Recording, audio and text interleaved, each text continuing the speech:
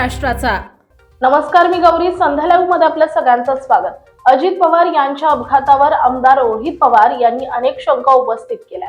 अशातच आता राधाकृष्ण विखे पाटील यांनी रोहित पवारांना सूचना दिली आहे. माजी रोहित पवार यांना सूचना आहे की त्यांनी हे प्रकार बंद करावेत, कुटुंबाला आधार द्यावा, जे काही सत्य आहे ते पुढे येईलच, या प्रकरणाचे राजकारण करू नये असं राधाकृष्ण विखे पाटील यांनी म्हटलंय. पाहूया.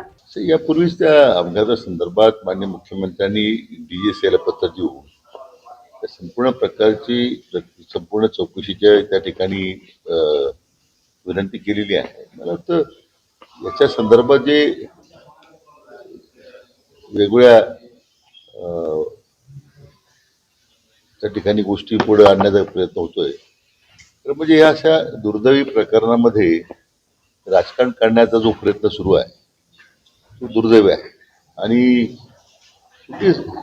चौकशीमध्ये मोठी राज्यातली दुर्दैवी घटना घडलेली आहे आणि निश्चितच तर सर्वांना दुःख आहे. आणि याच्यामध्ये काही लोक त्याच्यावर त्या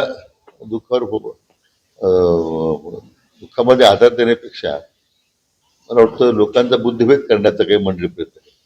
रोहित पवार असं म्हणतात की ब्लॅक बॉक्स जो आहे तो आगीपासून सुरक्षित आहे, मात्र राजकारणापासून सुरक्षित नाही. कोण काय म्हणते त्याला फार महत्व देऊन करायचं. मला वाटतं हा सरणावर पोळी भाजण्याचा प्रकार आहे, आपल्या स्वतःची पोळी भाजण्याचा प्रकार आहे. माझी रोहित पवारांना या निमित्तानं सूचना आहे. त्यांनी आता हे सगळे आरोप करणं, असे भानगडी धंदे बंद करावे. त्यांनी आता कुटुंबावर दुःख जागा झालेला आहे. चौकशी अंती जे काही होईल ते पुढे येईलच ना. त्याच्यामध्ये राजकारण कशा करता तुम्ही? हैदराबाद बँकेचा आदेश लागू झाला. मराठवाड्यात रोज 310 करोड रुपयाचं वाटप करण्यात आलं. जरांगे पाटलांनी पुन्हा जगापट्टा झाला तर आंदोलनाचा इशारा दिला.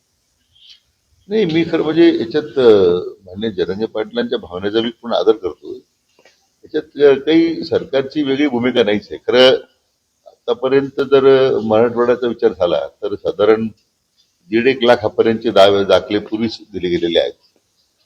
आता हैदराबाद गॅजेट लागू झाल्यानंतर जी त्यात वंचित राहिलेली लोक आहेत त्याच्यामध्ये वेळोवेळी त्या संबंधित विभागीय आयुक्त जे संभाजीनगर आहेत त्यांना खरं सूचना केलेल्या आहेत. मी सातत्याने त्याचा पाठपुरावा करतोय. मला वाटतं तो आकडा थोडा चुकीचा आहे. 300 पेक्षा जास्त दाखले मिळाले आहेत, परंतु त्याला निश्चितच गती देण्याची गरज आहे. काही ठिकाणी अधिकाऱ्यांना सहकार्य मिळत नाही, काही ठिकाणी जाणीवपूर्वक त्यात जी त्रिसदस्य समिती नेमली त्यामधले काही मंडळी सहकार्य करत अशा काही तक्रारी पुढे आलेल्या आहेत. संभाजीनगर विभागाच्या आयुक्तांना सूचना दिलेल्या आहेत आम्ही. शेवटी कालांतरानं जर अधिकाऱ्यांकडून कचोरे होत असेल तर मला वाटतं मग त्या संदर्भात निश्चितपणे आम्हाला विचार करावा लागेल. अंतिम सूचना आता विभागीय आयुक्तांना दिलेल्या आहेत. मग ते असतील, जिल्हाधिकारी असतील, खालची यंत्रणा असेल, त्याच्यामध्ये मात्र मग आम्हाला कठोर पावलं उचलावं लागतं.